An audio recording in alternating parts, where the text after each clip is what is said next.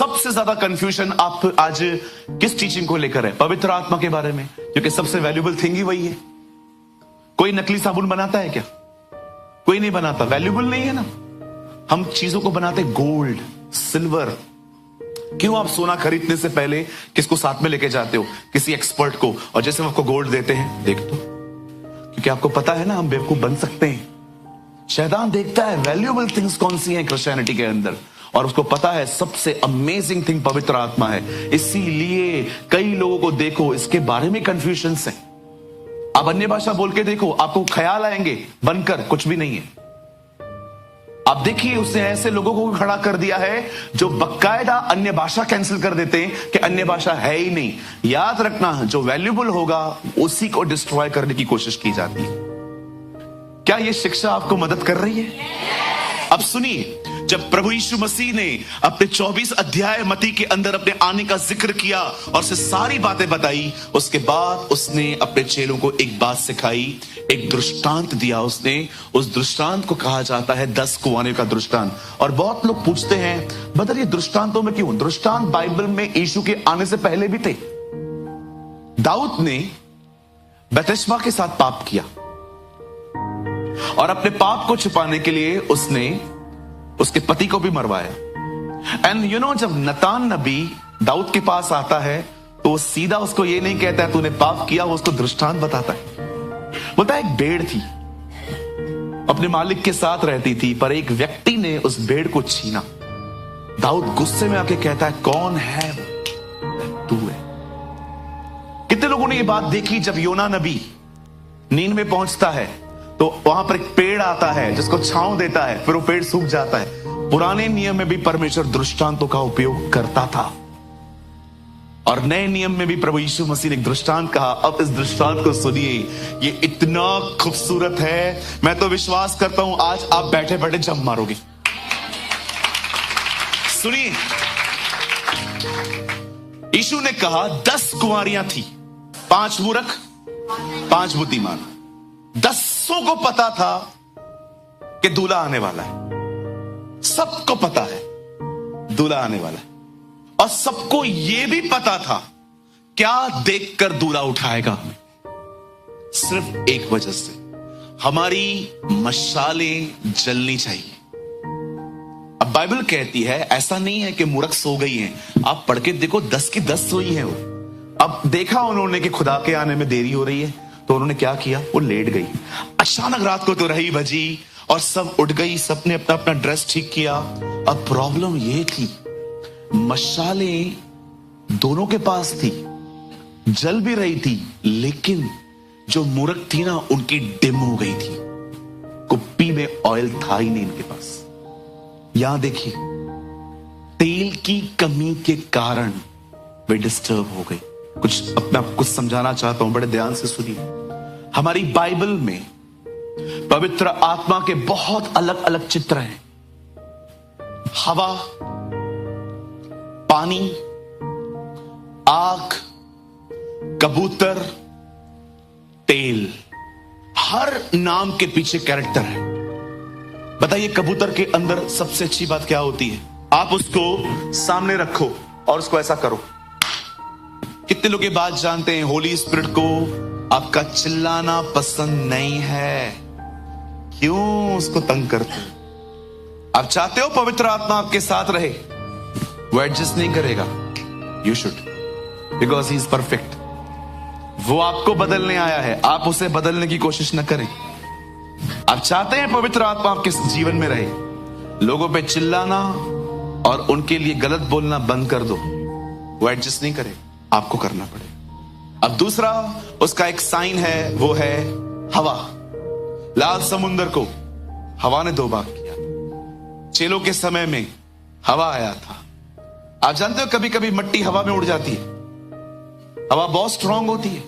क्या कहा प्रभु ने? हवा जहां को चाहती है वहां को बहती है, तुम उसका आवाज सुनते हो, वो दिखाई नहीं देती। आत्मा से चला हुआ व्यक्ति ऐसा ही है। अब मैं एक एक कैरेक्टर के ऊपर खोलूंगा तो टीचिंग चेंज हो जाएगी। आइए मैं सीधा फाइनल पे आता हूं। कहिए तेल। जानते हो तेल में सबसे खूबसूरत बात क्या होती है?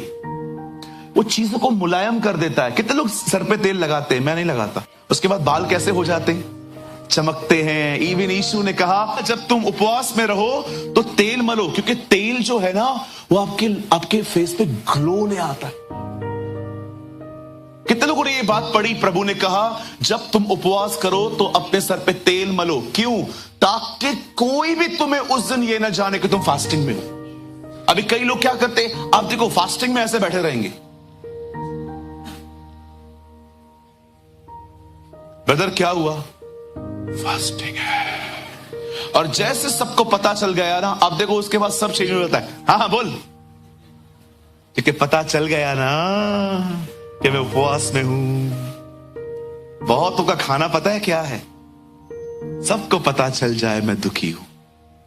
अब सुनी, इन कुंवारियों के पास तेल नहीं था, उनकी कुप्पियों में और मसाले बुझ रही थी। अब मैं आपको कुछ बताना चाहता हूं, मुझे लगता है ये आपको शेक कर सकता है। यहां देखिए, बताइए पुराने नियम में जब लोग एक दूसरे का अभिषेक करने के लिए जाते थे तो ऑयल क्या हाथ में लेके जाते थे, कुप्पियों में लेते थे। आपको पता है कुप्पियां किनके पास रहती थी? याजकों के पास, नबियों के पास रहती थी। और कुप्पी में होता क्या था? कहिए तेल। तेल कौन है? अब यहां पर लिखा है कि कुप्पियों में तेल नहीं था। अब मुझे बताइए पवित्र आत्मा इन दिनों में कहां रह रहा है? आपके अंदर। मतलब कुप्पी है आपका अंदरूनी मनुष्यत्व।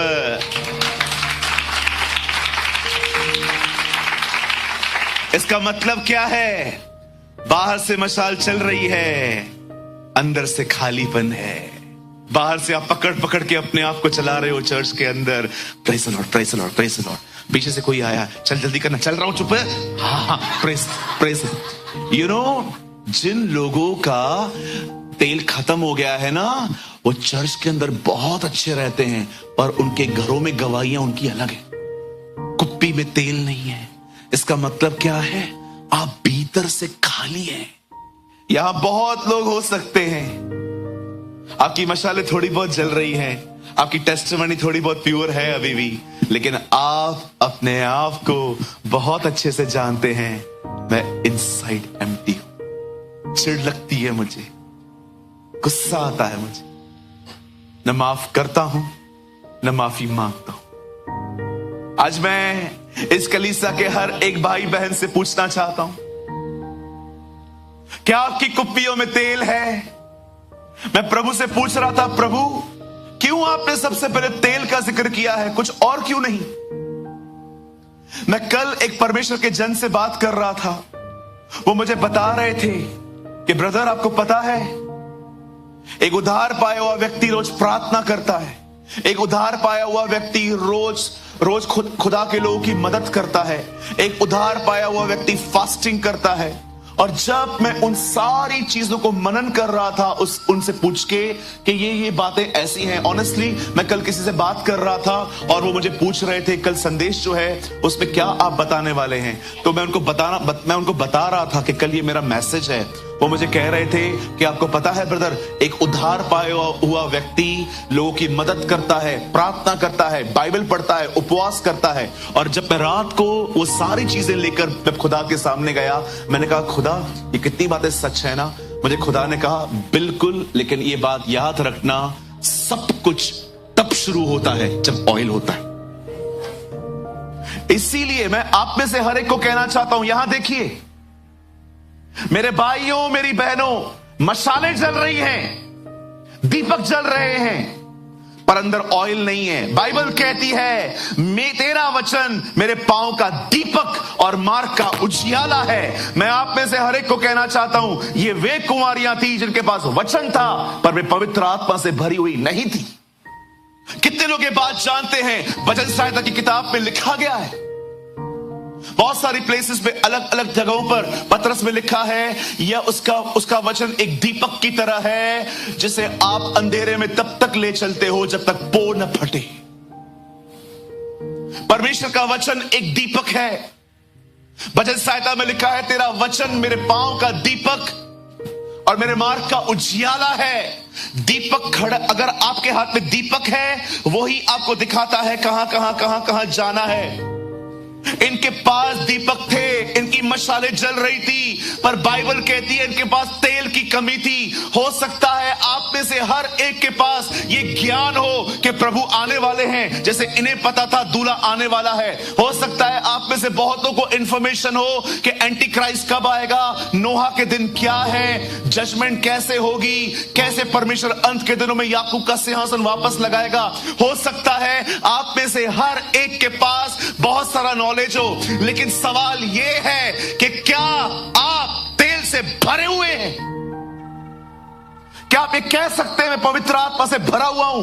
क्यों पवित्र आत्मा से भरना जरूरी है? पवित्र आत्मा से भरने वाला व्यक्ति प्रार्थना कर पाता है, पवित्र आत्मा से भरने वाला व्यक्ति बाइबल समझ पाता है, पवित्र आत्मा से परिपूर्ण व्यक्ति लोगों की मदद कर सकता है। इवन मैंने देखा पश्चाताप भी बगैर पवित्र आत्मा के नहीं होता। कभी कभी पाप हो जाने के बाद पवित्र आत्मा आपको कंडेम नहीं करेगा, आपको उसकी दया दिखाएगा कि देख उसने तुझसे कैसा प्यार किया है। पाप के बाद यीशु ने कहा पवित्र आत्मा तुम्हें धार्मिकता दिखाएगा। कौन है हमारी धार्मिकता? यीशु मसीह। मैं आपको कहना चाहता हूं, वेट, जब आप पवित्र आत्मा से भरे हुए रहते हो, ये मत सोचो कि पवित्र आत्मा से भरा हुआ व्यक्ति पाप नहीं कर सकता। वो भी गिरता है, उसमें कोई बड़ी बात नहीं है, लेकिन पाप हो जाने के बाद वो आपको यीशु की तरफ दिखाएगा, और जब आप यीशु की तरफ देखोगे उसकी दया से टकरा जाओगे और आपसे पश्चाताप होगा। मैंने देखा है बगैर पवित्र आत्मा पश्चाताप भी नहीं होता। उसने क्यों कहा तेल रखो? क्योंकि तेल मदद करेगा, पवित्र आत्मा सहायता करेगा, वो तुमसे बाइबल पढ़ने में मदद करेगा। बाइबल कहती है पवित्र आत्मा लेखक है, वो तुम्हें वचन समझाएगा। बाइबल कहती है कौन प्रार्थना करना जानता है? कोई भी नहीं। वो पवित्र आत्मा तुम्हारे अंदर रहकर आहें भर भर कर तुम्हारे लिए प्रार्थना करेगा, पवित्र लोगों के लिए प्रार्थना करेगा। सुनिए, तेल की जरूरत क्यों है? तेल बाइबल पढ़वाएगा, तेल प्रार्थना करवाएगा, तेल उपवास करवाएगा, तेल दूसरों की मदद करवाएगा, तेल दूसरों को सुसमाचार बताने में मदद करेगा। इसीलिए उसने कहा तेल। कोई नहीं है यहां पर जो खुद तैयारी कर सके। मैंने लास्ट टाइम भी आपको कहा था, जिसे खुदा ने जोड़ा है उसे मनुष्य अलग न करे। जब उत्पत्ति में आप पढ़ते हैं, परमेश्वर ने कहा ज्योति हो, और पवित्र आत्मा मंडरा रहा था और ज्योति हो गई। खुदा ने कहा, पवित्र आत्मा ने लिया और काम किया। याद रखो, वचन और पवित्र आत्मा सदैव एक साथ काम करते हैं। सूरज भाई, कैसे भर सकता हूं मैं पवित्र आत्मा से? कैसे मिल सकता है ये तेल मुझे? उसे निहारना सीखो, बात करो उससे। आमीन बोलकर प्रार्थना खत्म नहीं होती। मैं बाइबल में आपको ऐसी प्रार्थना बताऊं जिसमें यीशु मसीह का नाम से मांगता हूं आमीन, वो आता ही नहीं है। निरंतर प्रार्थना में लगे रहो। तो प्रभु यीशु मसीह के नाम में आमीन ये कब बोलूं? लगे रहो, तुम्हारा प्रार्थना खत्म ही ना हो। लोगों ने मस्त पैटर्न सीख लिया है, 10 मिनट प्रार्थना यीशु मसीह के नाम में आमीन। तो निरंतर प्रार्थना में ये वर्ड्स कैसे आएंगे? अगर आपको अब मेरी बातें समझ में नहीं आ रही ना, समझ जाओ ऑयल की कमी है। चेले भी नहीं समझ पाते थे। सामरी स्त्री को प्रभु ने कहा मैं तुझे जीवन का जल दूंगा। उसको लगा प्रभु नल की बात कर रहा है। बोलती है खुदा घर में लगा के दे ताकि आना ही ना पड़े। चेलों को उसने कहा फरीसियों के खमीर से सावधान रहो। वो एक दूसरे को देख रहे थे, कहां आया खाना। निकोदेमुस को उसने कहा जो नया जन्म लेना अवश्य है। वो कहता है अगर एक व्यक्ति मां के पेट से निकला तो वापस कैसे जाएगा?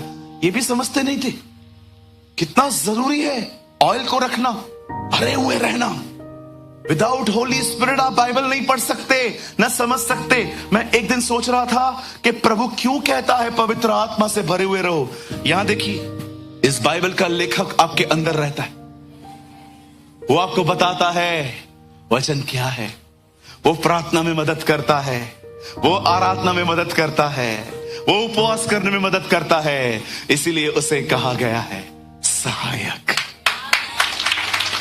He is my helper. आप बिलीव करते हैं एक दिन आप पवित्र आत्मा से परिपूर्ण हो जाएंगे? मैं ये विश्वास करता हूं आपको प्रभु करेंगे। ये मेरा विश्वास है कि आने वाले दिनों में यहां पर सब पवित्र आत्मा से भरे हुए रहेंगे। आप इतने भरे हुए रहेंगे आने वाले दिनों में कि आपके पास में कोई खड़ा होगा ना, भले वो नया नया आएगा और देखता रहेगा कि ये लोग कर क्या रहे हैं, आप इतने भरे हुए रहोगे, आपकी अनॉइंटिंग से वो चंगा हो जाएगा। कहिए आमीन। कहिए आने वाले दिनों में लोग मेरी परछाई से चंगे होंगे, लोग मेरे बोलने से चंगे होंगे।